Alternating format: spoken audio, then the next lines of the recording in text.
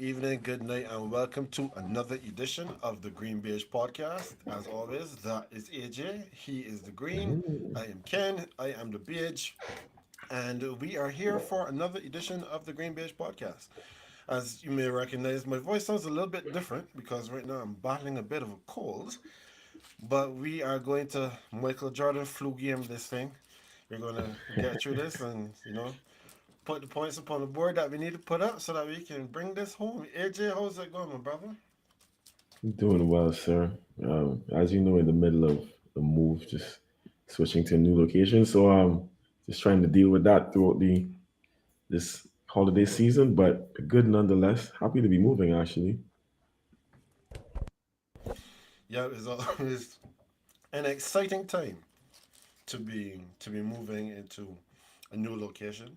So Yeah, hopefully it will remain exciting for you and not stressful because that is and all also right. the other side of the Facts. equation.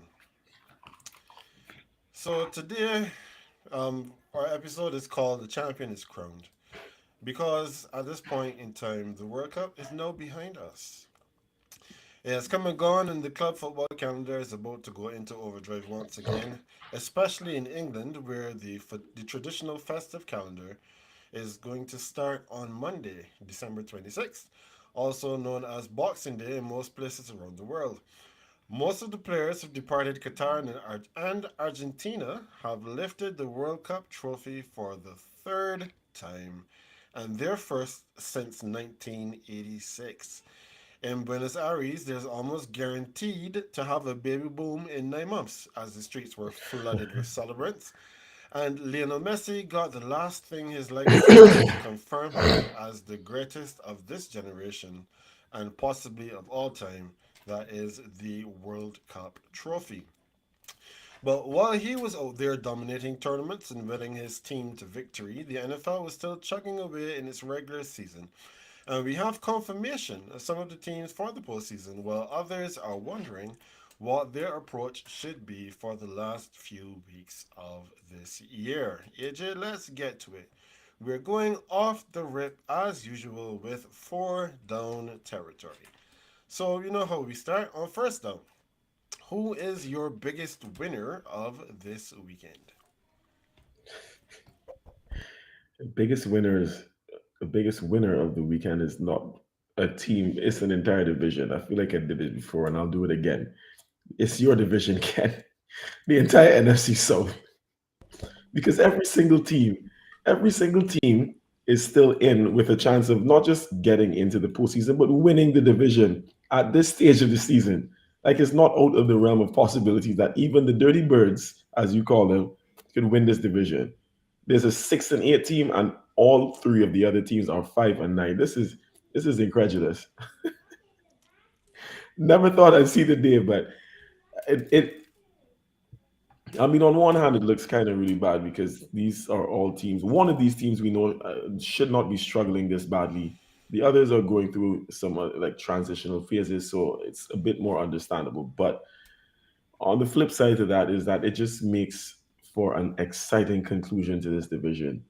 Even though I don't think any of the teams, whichever team does ultimately win, I don't see any of y'all getting very far. It makes for good TV though. That is for sure.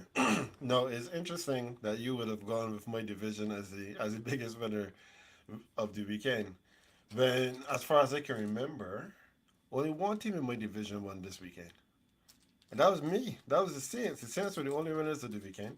So I guess by your metric, then, the Saints are the biggest winner of the weekend because thanks to the Buccaneers losing and we beating the Falcons and the Panthers losing their game, then yeah, I guess if you put it that way, the Saints are the biggest winner of my sorry division because we're the only winner of our sorry division this week.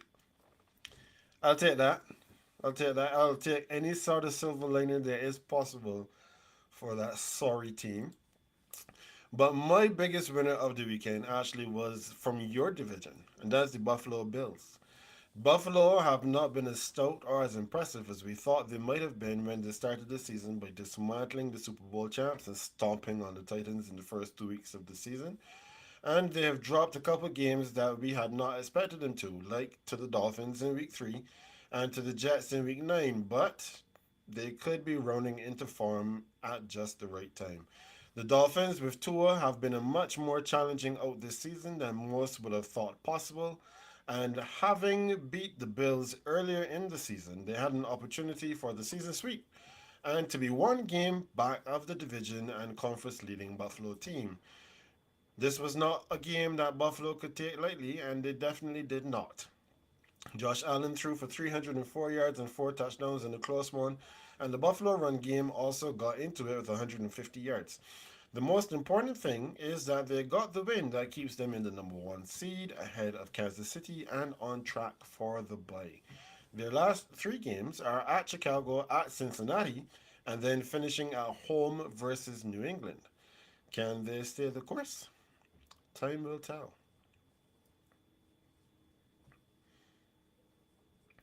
All right, so that was on first down, the biggest winner of the weekend. So no AJ, second down. Biggest loser. Who's your biggest loser of the weekend? Plenty of candidates to choose from this weekend, but I can look no further than my own, and I'll stay in the division, my own New England Patriots. And I don't even want to discuss this in great detail because I can't explain to you what the heck actually happened. I don't think anyone can explain what the heck actually happened. I don't even know if Jacoby Myers can explain what the heck actually happened. But I know that that is arguably the most idiotic play I've ever seen. Like, I've seen some bad plays, but this was just downright stupidity. Someone just lost their head in the moment, and we ended up losing a game because of it. And it is incredulous to me the manner in which we threw this game away. And if it was a case where we were a terrible team all season, and this would kind of just be like the icing on the cake. But the reality is that we were still like we still had a puncher's chance um in this division. But seeing something like that happen sort of feels like, all right, well, it's kind of ominous what's going to happen at the end. Like, we thought that maybe we could stick around till the end, maybe not. And while the other teams are proving at this point that they are more equipped to go the distance, we're proving that we're just not ready to match up. This is so annoying. we we have to be the biggest losers of the weekend, and there were some big losers this weekend. Yeah, that I'm not going to comment on what you just said because I have something a little later on in my notes about that. But for me, as you said, there were a lot of candidates for the biggest loser of the weekend. But my pick for the biggest loser of week 15 was actually the Dallas Cowboys. Now, this is not to say that they gave up the most points. Although, if you look at the score lines this weekend, they did give up the most points. Or that they had the worst combat loss. Because, the Colts were up 33 to nothing. And we know what happened after that. But theirs probably has the greatest implication of all of the teams involved this weekend. Dallas were a favorite on the road at Jacksonville, and with their vaunted defense and explosive offense and run game, you'd be hard pressed to come up with an explanation for Dallas losing this game. Except that very little in this season has gone according to script. Dallas found themselves in a back and forth game with the Jags, who refused to go away even after being down 21 to 7 at the half, and found themselves in overtime at 34 all. And that's when calamity struck. Dak Prescott sliding away to his left from pressure attempts a pass to Noah Brown, who dives and can't make the grab. The ball pops up into the air and is now going the other way for a pick six over 52 yards, and Dallas has their fourth loss of the season. This loss catapults Philadelphia, who still owns the league's best record, into the box seat for the division. And once they can avoid defeat at the Cowboys this weekend, they win the NFC East. Dallas now has to prepare for a road game on Wild Card weekend.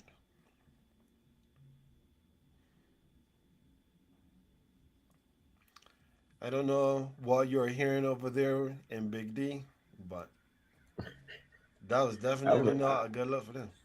I have not heard many fans talking since that loss, and I usually hear a few of them Well, that would that probably I'm in explain close it then. proximity to. Yeah, yeah. Yeah, because there's nothing good to say about this. I mean, we can say that Trevor Lawrence is looking a lot better with the Jaguars. He has Hmm. shown a lot of improvement in his second rookie season.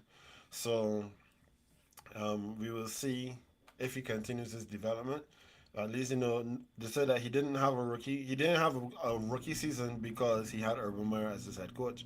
That's why he called it this his second rookie season this season. Mm. All right. So now over to the least impressive win. Who got your least impressive win for this week?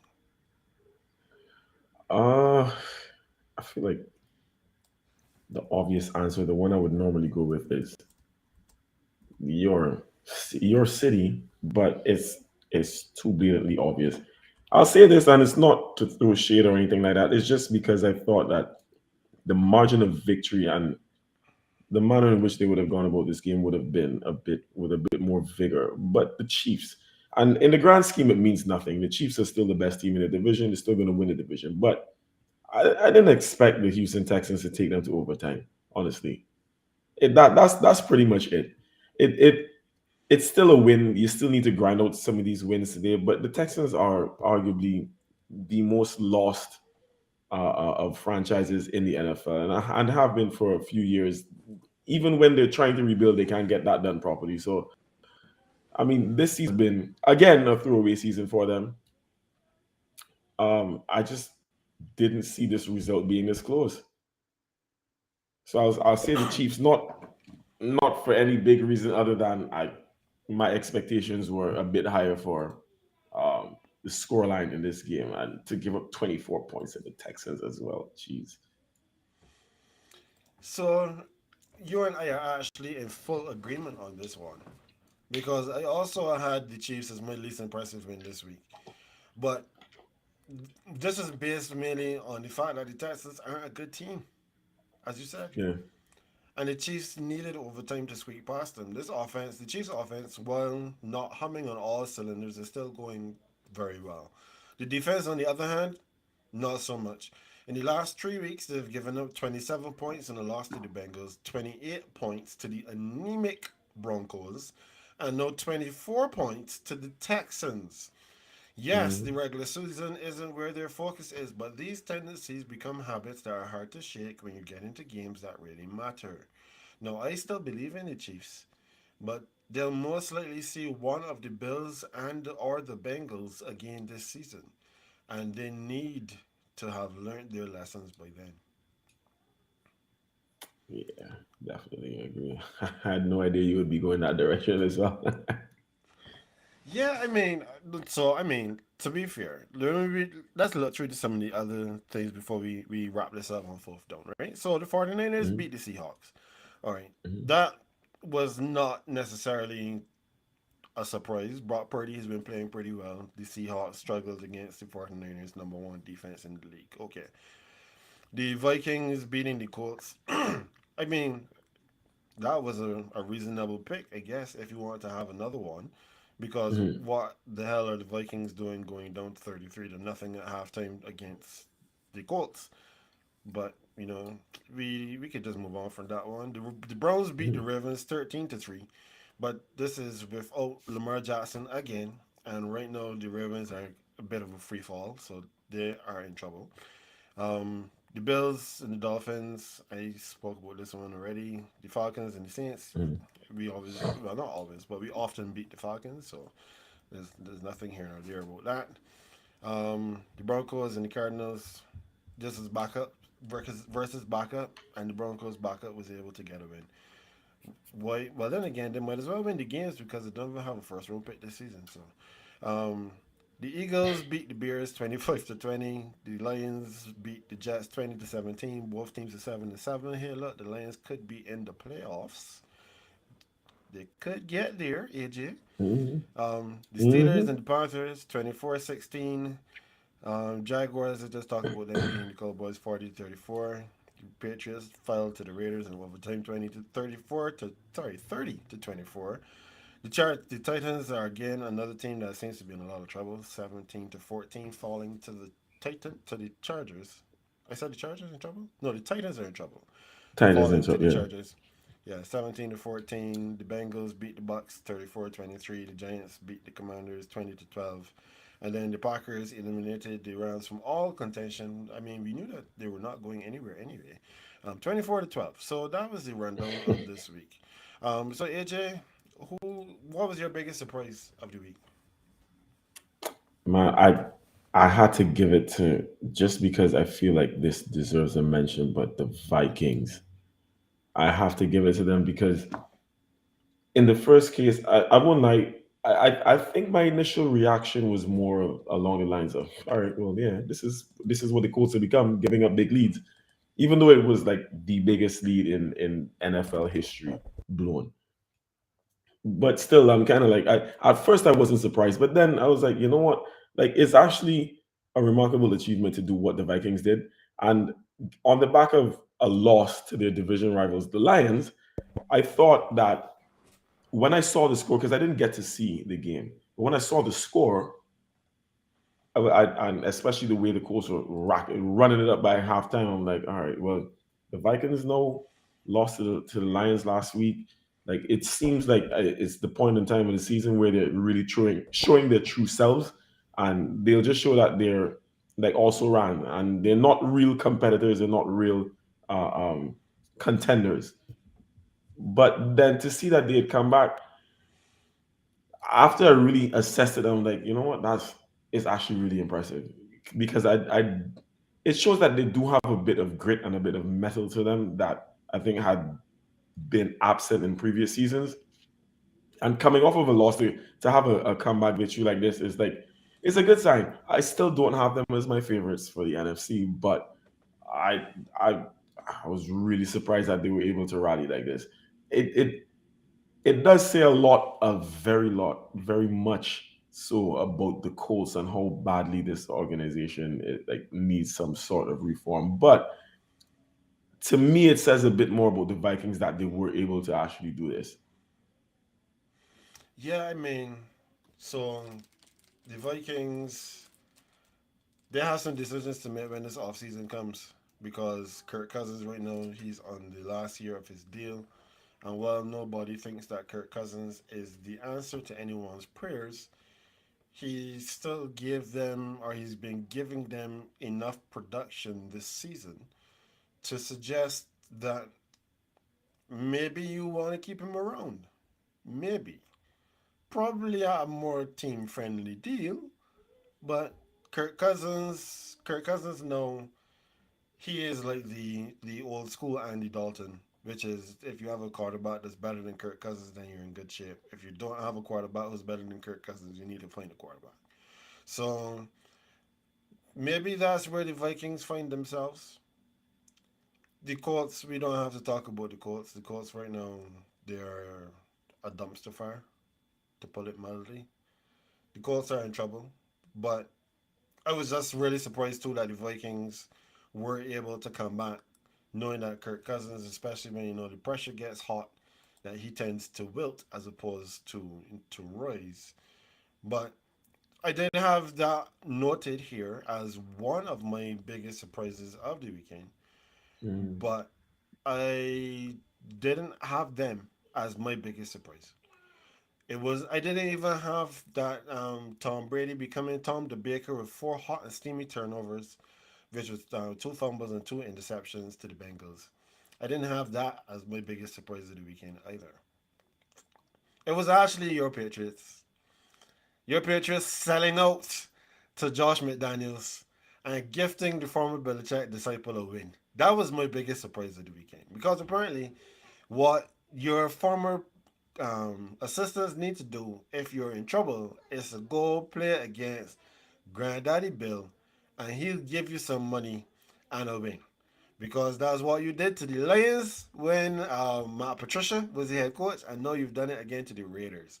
Rather than allow time to expire and go into overtime, Ramondre Stevenson is trying to pitch the ball, but he pitches the ball to Jacoby Myers, who, instead of running forwards, runs backwards and tries to throw the ball to Matt Jones, only for the ball to land in the hand of the wrong Jones, Chandler Jones, who stiff arms Matt Jones and runs 48 yards to the house, condemning your Patriots to another loss.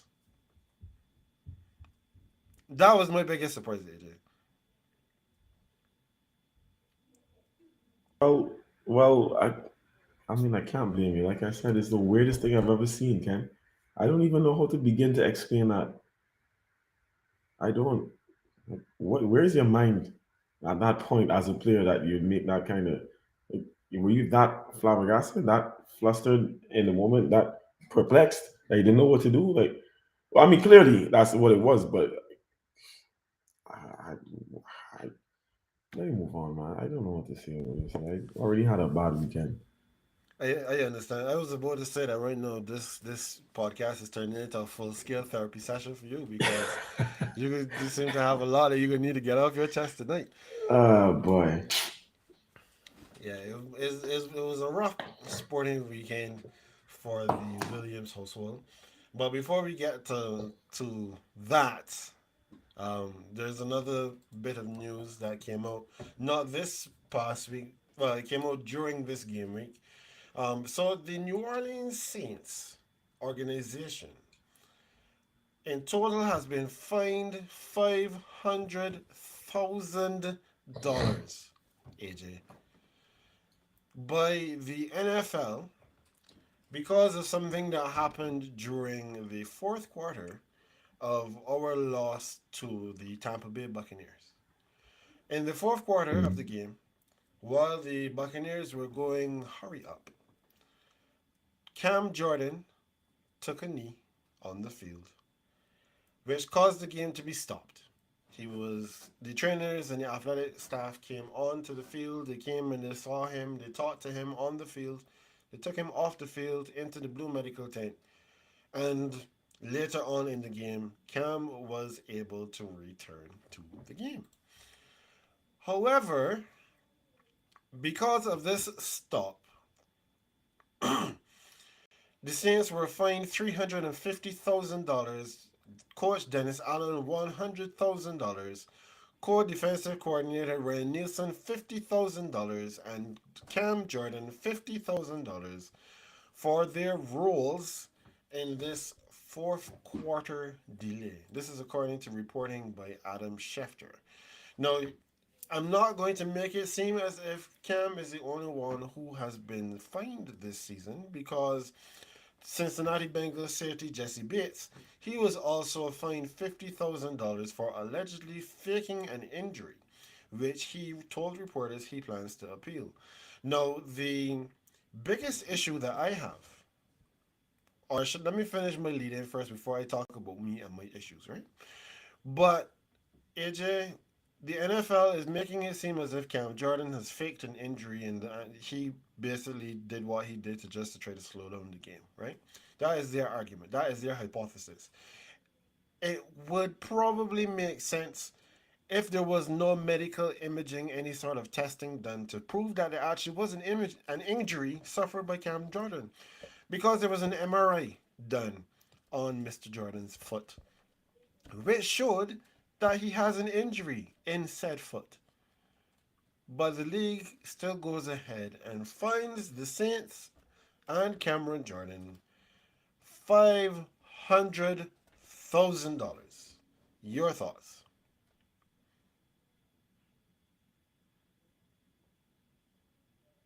Um, well, like I told you earlier off air, right? I had only seen the headlines. I did not know the story. Oh, that's a lot to unpack because so I'm really trying to process this because I was just listening to you say it. I hadn't even had the chance to read it to get the full details. But as you said, like, but how is it they determine whether the injury or whether there was an injury or not?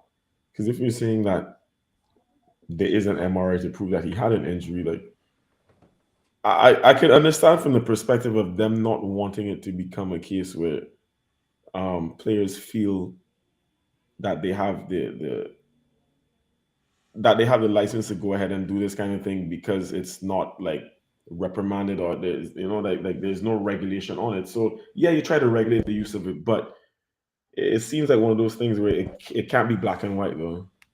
There will always be gray area, and that is a hefty fine to impose for something with such a gray area though.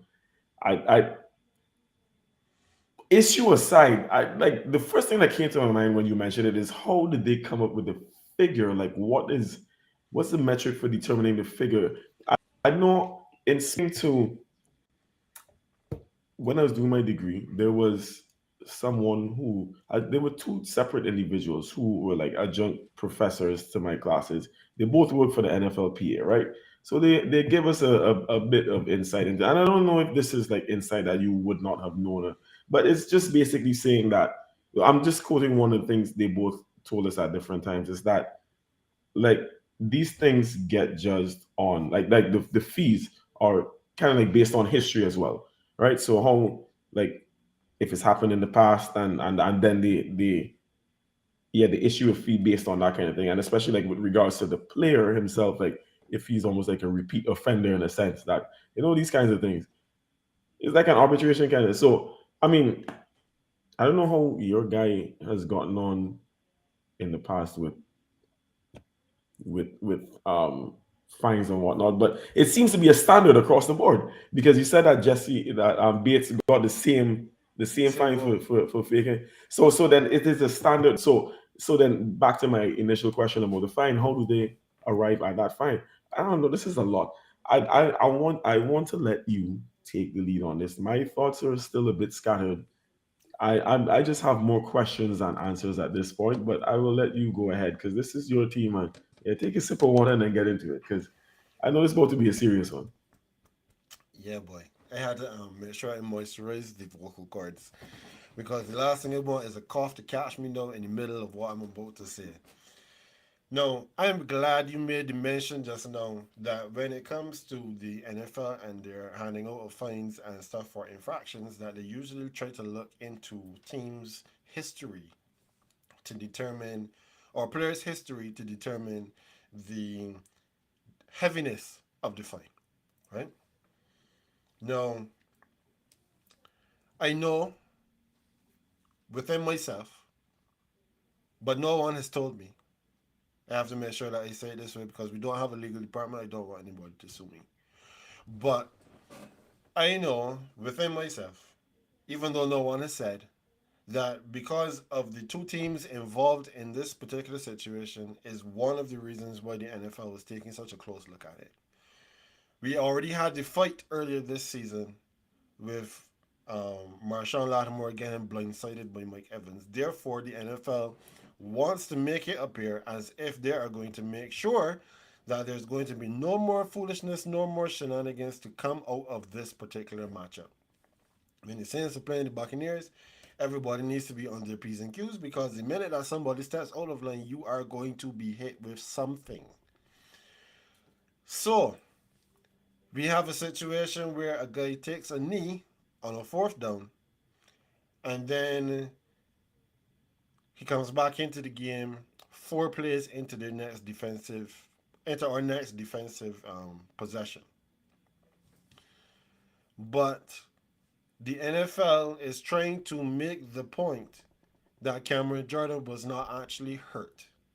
He only went down to try to milk the clock, break momentum, something on Tom Brady because woe betide Tom Brady, somebody actually be hurt and he has to wait. So we're going to have to do something to make sure nobody decides to get hurt on the field with Tom Brady ever again. $500,000, right? So remember when Marshawn Lattimore got suspended? Well, sorry, when he got kicked out of the game, I told you that he did nothing wrong. So why was he kicked out of the game as well? But because they had to even it up, he got tossed as well, and we ended up losing that game.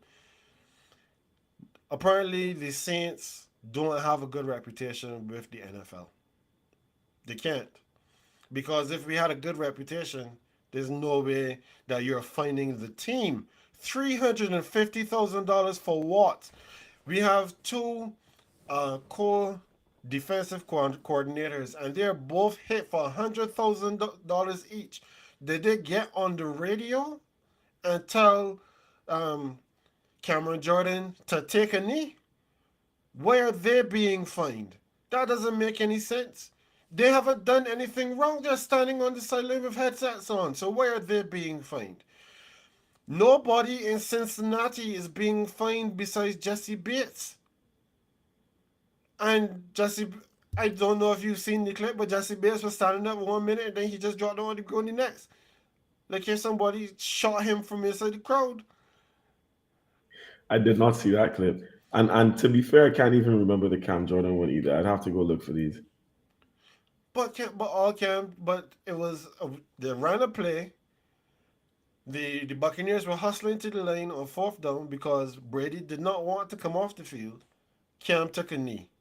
The trainers came on, he went off, he went into the blue medical tent. Like I said in my lead-in, if there was no medical imaging, if there was nothing to point to, I could say, okay, well, maybe, they're just trying to pull a fast one. We see it every week, AJ. This is not an uncommon thing. Every week, somebody during the hurry up phase of the offense takes a knee. They stay down a little bit longer. Who are we to say that this person that stayed on the ground is not actually hurt? After all, they're playing a game that hurts. On every play, somebody could stay down. If it's not a lineman banging his head against another lineman, it is somebody taking a tackle that their body is really not designed to withstand. How are we then looking at these players and saying, no, you are faking, and that is going to cost you $50,000? And oh, Mr. Head Coach, you knew what he was doing, so that's going to cost you twice as much. And oh, you have another defensive coordinator, so that's going to cost him twice as much as well. And because your organization is constantly complicit in these kinds of situations, we're going to fine them $350,000. What are we doing, NFL? What are we on? Because this makes no sense. It makes absolutely no sense. I could sit here and rant and rave for the next 28 minutes about the NFL and their discipline and foolishness that they like to do to my franchise. But we have bigger fish to fry, and my throat is getting a little bit dry. I don't want to start coughing on the camera and on the microphone. So, do you have anything else to add, sir? No, and I get completely where you're coming from. I don't. This is one of those times where I have to wait for more information to come out because nothing that if that's all there is to it so far, that doesn't make sense. I can't understand why such a hefty fine would be imposed on so many parties without some sort of concrete evidence. So I'll wait to see what happens if there's any more information to come out on your scenes. But I don't know. It's just a very odd situation. It's a very odd situation. Like I said, if there was no MRI, maybe I could understand. But you have legitimate, concrete proof to show that a man was hurt, and you are Mm. still going to issue the fines? Like, we don't call and have a conversation first? Anyhow, enough of that foolishness in the NFL and their discipline because don't care what they do, they just find more foolishness to do. All right, so AJ, now that I've gotten my stuff off my chest, it is now your turn because we're moving from the gridiron to the beautiful game. And as I mentioned in my lead in, Qatar 2022, the World Cup is over. It feels like if it just began, and in a blink, it's done. Argentina are the world champions. Unlike the world champions that we get in the World Series or that we get in the Super Bowl, they're legitimate world champions because they have beaten the former world champions in the final and they have literally conquered the world. Lionel Messi, as I mentioned before as well, he had won every other trophy that was available to him except the World Cup. And now Argentina are the champions of the world. How did we get there? Well, I don't really want to recap it that much because it involves my Brazil being knocked out in the quarterfinal stage by Croatia, whereas Argentina they beat the Netherlands in a very hotly contested, very ill-tempered game. I don't know if you remember that, AJ, because it seemed like if we were on the verge of fisticuffs a number of Yeah, times yeah. during that particular match. Your French men they got through the quarters by defeating the English, and who was the other team? I don't even remember now. Oh, sorry, You Morocco. mean Morocco Morocco? were the Yeah, other team that came through in the quarters by beating Portugal. In the semi-final Portugal. Hmm. stage, we had the French playing against the Moroccans, and we had the Argentines playing against the Croats. The Argentines were able to get through that game and play against the French in a game that really and truly, on the balance of play, maybe I can say it was even, or at least that the result mirrored what happened for the majority of the game. I'm pretty sure you don't agree, but Oh, you mean for the final itself? yeah, for the final itself, Okay. because Yeah. Argentina dominated the final for Mhm. 70 odd minutes. They were up 2-0 before Kylian Mbappe scored two goals in 90 seconds, tying it up. It went to additional extra time, or what used to be the sudden death overtime. And then the Argentines they scored again. Mbappe equalized again, and then we went to penalties where the Argentines came out on top 4-2. That was the final, and it was one of, if not the most exciting finals of all football I have ever seen in my entire life. Now, AJ, I know when we discussed this on hashtag this just in, when we did our recording on Sunday, it was fresh for you. And you said at the time that you didn't give an acronym. So now that you've had a couple additional days to think about it, how do you feel about the final as a spectacle, not necessarily about the result, because I know how you feel about the result. I am so glad we do this live on a Tuesday, because I was still weaning this out of my system on Monday night, up to Monday night rather. So I'm in a bit of a calmer place right now. Think I can give a fairer assessment. Um, I guess I have to agree with the masses, that on face value, like for a neutral, it was one of the most exciting games, and I guess a lot of the reason that was so as well is because the two main players, two of the best players in the world right now, took center stage, and Mhm. it was always billed as it was going to be that. It was, yeah, will Messi win his um first World Cup, and what would most likely be his last World Cup game, or will Mbappe have two World Cups by the time he's 23? And I mean, both players played it down a bit. Other players played it down. It was like, yeah, well, it's team versus team, but it was those two guys that took center stage. And as you said, I mean, Argentina really dominated the game, but the way that France was able to get back into it, and it was like two punches going blow for blow, essentially. Mind you, Argentina dominated for the like almost three quarters of the game, as you said. But with the little bit of time that the French had, they were able to actually get back into due to the clinical nature of one man. And then the extra timer was the extra time sort of felt like it when it was the blow for blow. Yes, you know how WWE matches would be with the two superstars, and it's just one, and then they wait for the other one to punch. And, just back and forth. Mhm. That's kind of how it felt. There was some momentum shifts in the extra time, and then obviously for it to go to penalties, there were opportunities mainly on the French end to actually clinch it, um, especially like at the end of extra time. So yeah, I mean, if I did not have a dog in the fight, I would really have been licking my chops with that game. Unfortunately. You hate to be on the losing end of it. But no, it was a really good game. It really was a good game in the grand scheme of things. Yep, definitely. I didn't have a true dog in the fight. I officially wanted both teams to lose. I have been on record as saying that I wanted it to come out that both teams fielded an ineligible player. Somebody was caught doping, so that neither of these teams would have been able to lift the World Cup.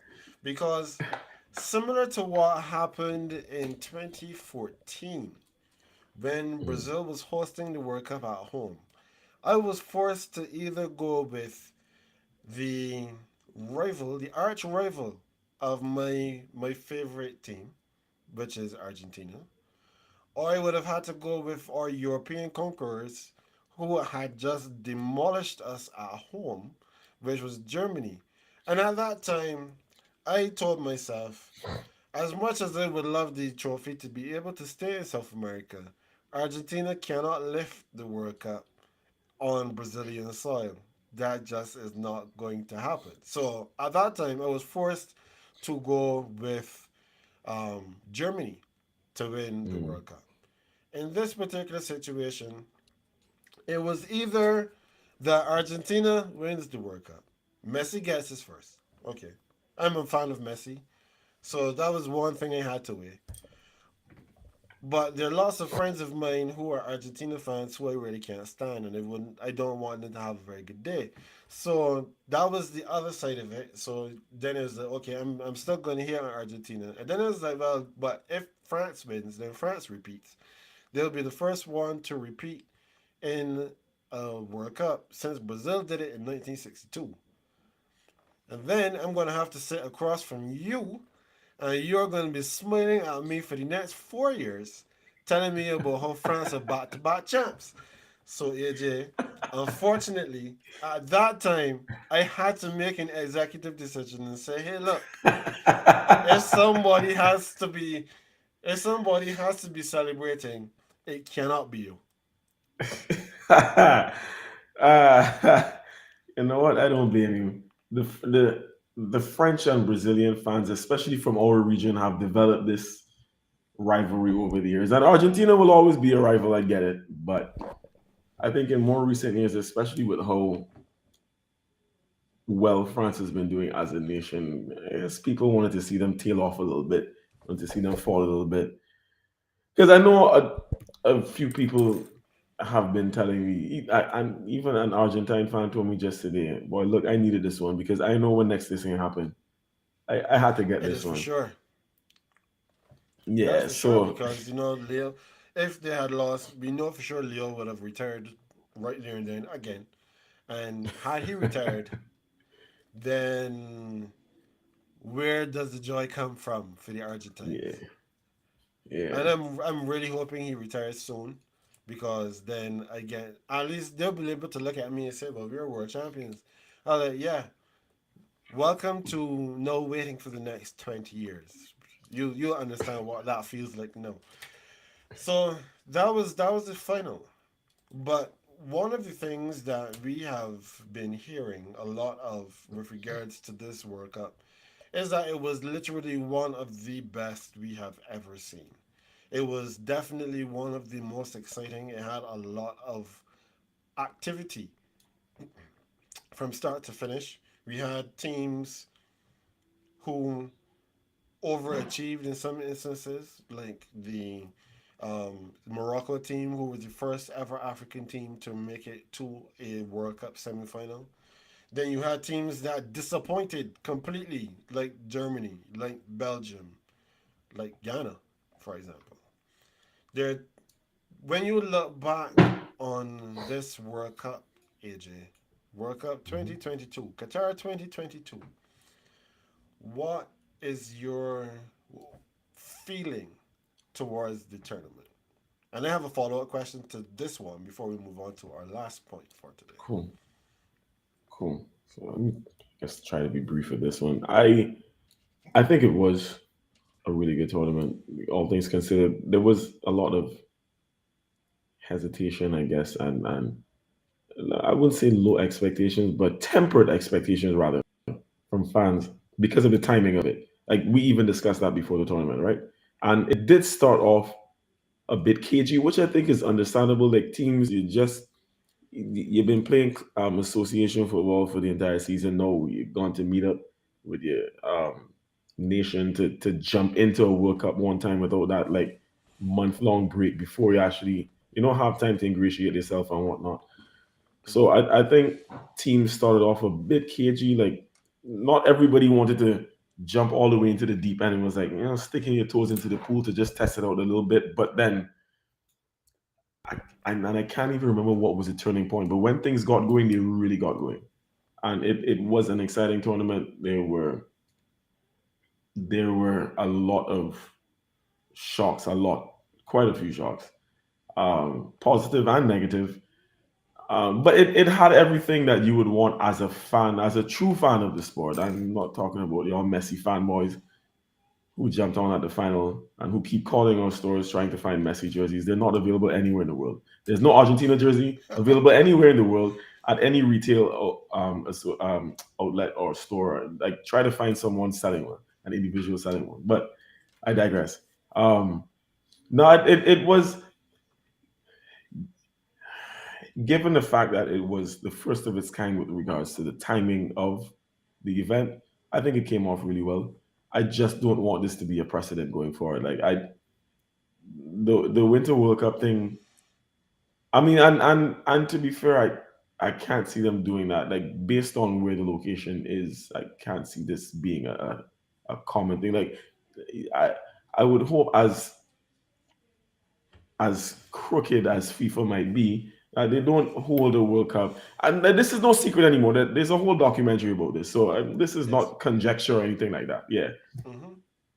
I would hope that they're not wayward enough to hold a World Cup in the winter in a location that actually has like a cold winter.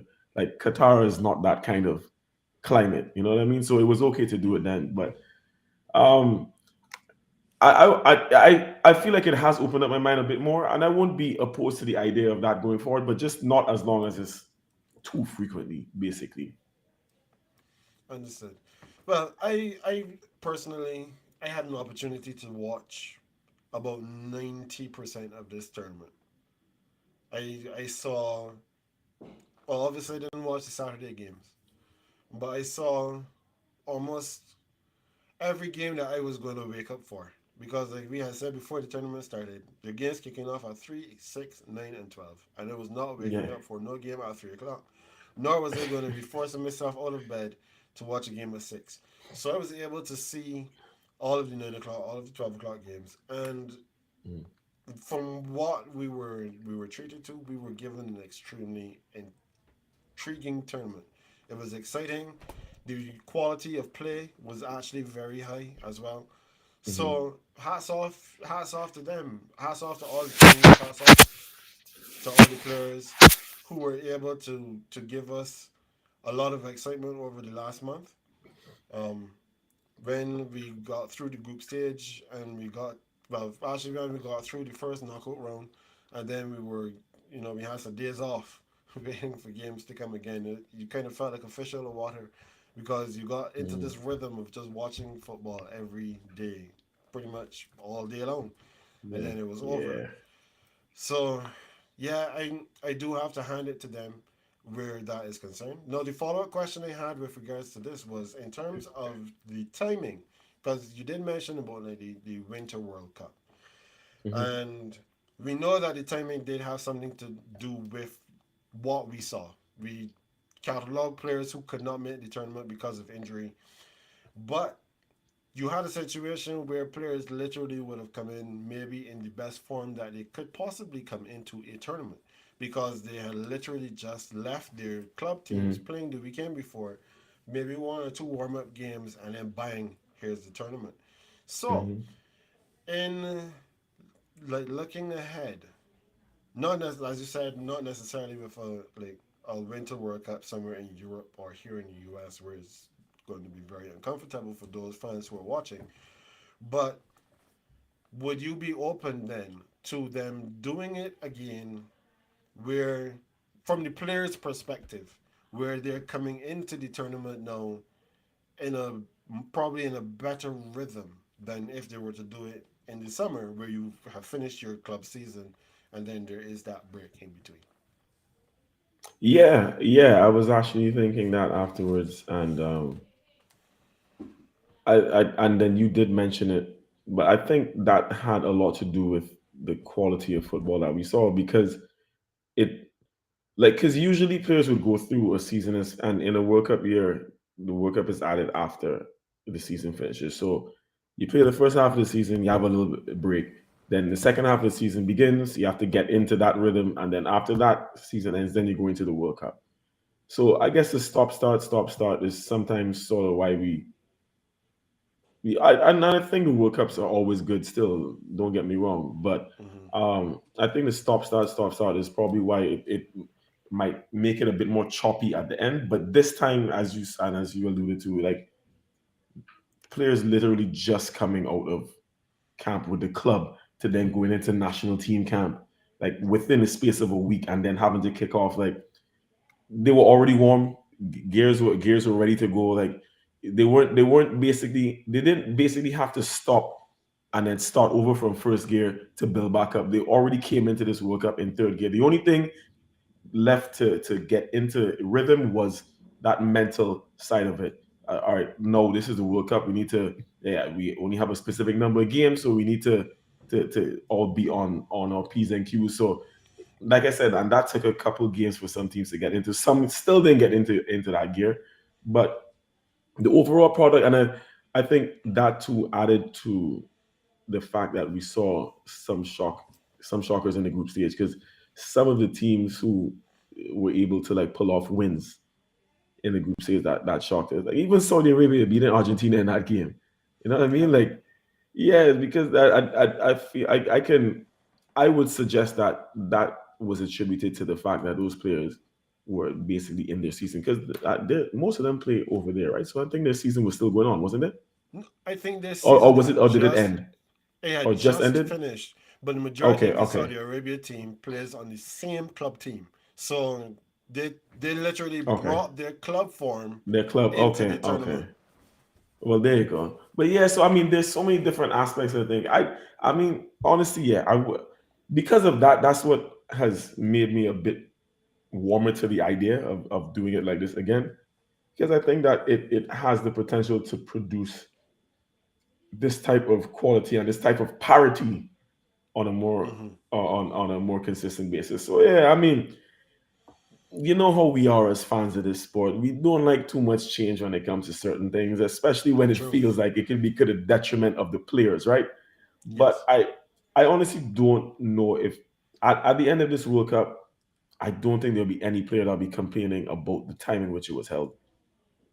I don't think so, and it should be not just could be, but I'll go as far as saying it should be something that they look into in the future again. Okay. Well, I'm glad that you feel that way. Because it would have been interesting if a lot of people started to talk about Qatar in the same way like they talk about the Lakers bubble championship, because it happened in an unprecedented time in an unprecedented manner, and then well, a team that has, I mean, the parallels are right there. A team that's had lost a former glory has found a way to Yeah. win it with a generational talent at their helm. So, Well, you know how I feel about that. I still think there was some a foul plot afoot, but mhm, at the end of the day, I'll leave that alone and give credit where it's due to the team that won. But just on a whole, I very much more like the idea of the Winter World Cup after what we've just seen. understood. Now, finally, before we get out of here, Qatar, a lot was made about Qatar as the host nation. I guess it's odd to ask this question because neither of us have been to Qatar. None of us were in Qatar during the World Cup. So right now we're going to have to just, kind of suppose and surmise based on what we've seen, the reports and everything. But I'll go first on this one. Qatar as host of the World Cup, by all intents and purposes, it seems as if it was a success. There were challenges going into the tournament. You know, there was the whole question about how will LGBTQ folks be treated in Qatar. From all of the news reports I've seen, there have been no incidents. And if anybody had anything happen to them in Qatar, we would have heard for sure because that was what the media was watching for and waiting for. So from that perspective, I believe that Qatar has been a success, and we saw reports about like women saying that they felt safe on the streets, that they can move around freely and don't feel like Hmm. if someone might try to drag them off into an alley or they'd be sexually assaulted, no cat calls and that kind of stuff. So I would have to say that based on what I've seen, what I've heard, Qatar did a good job as hosts. Whatever transpired before that got them there as hosts, that is not for me to comment on. That's water under many bridges at this point. But the fact is that those who were in Qatar and were able to take in the experience of the World Cup, they haven't complained. They haven't said anything, and people were able to get back home, which is better than we can say in a lot of other situations. What are your final thoughts on that one? Yeah, well, like you, I do follow a number of people who are in the media who would have been covering from Qatar and whatnot. And I mean, besides one individual who unfortunately met his demise over there, and that is a story in itself. I'm not going to go into that. But Mm-hmm. um, outside of that situation, it seems like a general consensus was that the tournament was a success, even with all of the worry and hesitation that there was before the tournament, because it's a country with a completely different philosophy to and culture to one which is normally the host nation.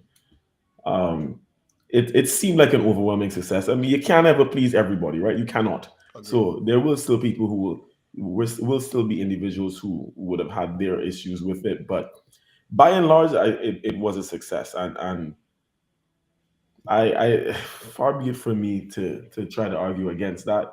Um, I think yeah, there was just a lot of fuss going on in the beginning, but then as things went on and we saw like the quality of the on-field product and the fact that, as you mentioned, like we didn't hear many issues of all but one, arguably, like there was nothing, no other foul play taking place outside of the actual football product, right? So it I'd have to say it was a success, and given the way this entire thing was perceived, and as you said, like even the manner in which Qatar came to be host, it's, it's so much, it's so much we could delve into about that. But Mm-hmm. to be fair to them, it seemed like they pulled it off.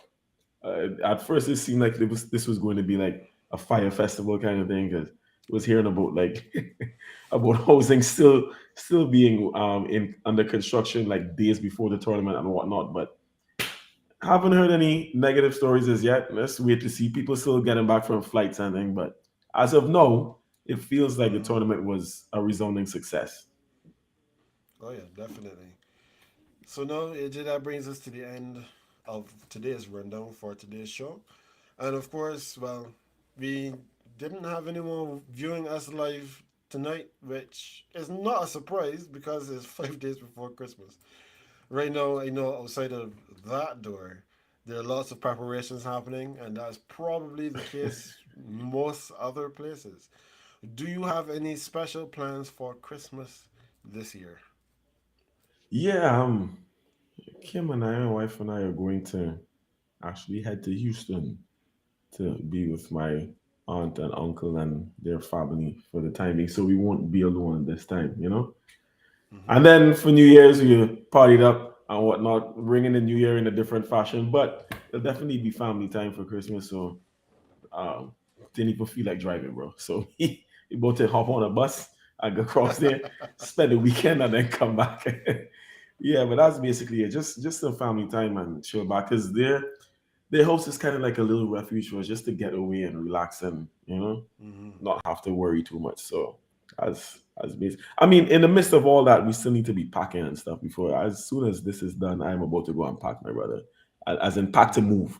Yeah, Yes. pack, start packing boxes and stuff. So trying to manage two things at once. But what about you? And I know you had your family coming in. Your mom is in, and your sisters there and whatnot. So your family gathering is basically like is completed or is still waiting on members and But everybody that was traveling is here. Everybody that's okay, traveling is here. So we have a house full now. One of my sisters-in-law, she is here with her daughter as well. So nice. we're gonna have them all here through the holidays. My mother-in-law, she's gonna be coming over from Christmas. We have two cousins who recently moved into the state that are going to be joining us for Christmas as well. So our house is gonna be packed.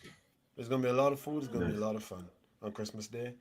I know That's the they way I have like some it. festivities are going to be extending into the Monday, but Mhm. unfortunately, some of us have to go back to work.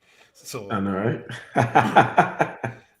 so I will see them I when I know. return home. But this is what the season is all about. It's all about spending time True. with your loved ones, is to enjoy each other and just Hmm. have a good time. So for all who will have experienced our GreenBaje podcast before or even just after Christmas, we want to wish you all, you and yours, from us and ours, a very Merry Christmas, a very happy and safe holiday season. And Hmm. as always, that is AJ. He is the green. I am Ken. I am the beige. And hopefully, we shall all be able to be here and see you next time.